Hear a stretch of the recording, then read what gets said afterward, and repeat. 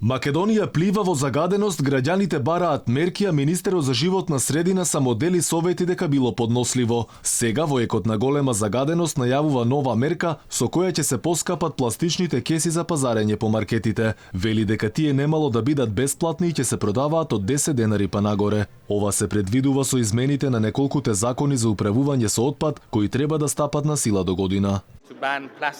Во Македонија годишно се употребуваат над 150 милиони кеси, а тоа се близу 2000 тони пластика која најтешко се собира и останува на почвата. Од невладиниот сектор вела дека поскапувањето на кесите немало да ја намали загаденоста, туку само ќе ги осиромаши граѓаните. Велат надлежните да ги засукаат ракавите и сериозно да пристапат кон решавање на проблемот. Пластичните кеси се проблем, меѓутоа за загадувањето на воздухот не се проблем.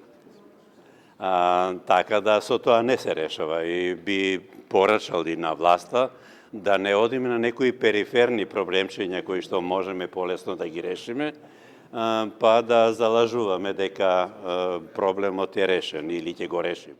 Невладините сметаат дека овој проблем немало да се реши ниту до година. Велат граѓаните морало да вршат притисок врз институциите, но и да организираат протести, а родителите да не ги пуштаат децата во училиште. Власта не верувам дека превземала се што треба да превземе. Мислам дека најмногу затаило инспекцијските служби кои што ги имаме и колку што имам информации дека во претходната година, 2018 година, скоро да немаме ни една пријава за воздухот. И додека граѓаните бараат преземање на вонредни мерки, министерот за животна средина вели дека се уште немало енормно загадување. Свесни сме дека загаденоста на воздухот е на високо ниво. Не ја премина границата за да ги активираме итните мерки, но знаеме дека треба да работиме на намалување на нивото. Апелирам до индустријата и граѓаните да внимаваат на што се греат.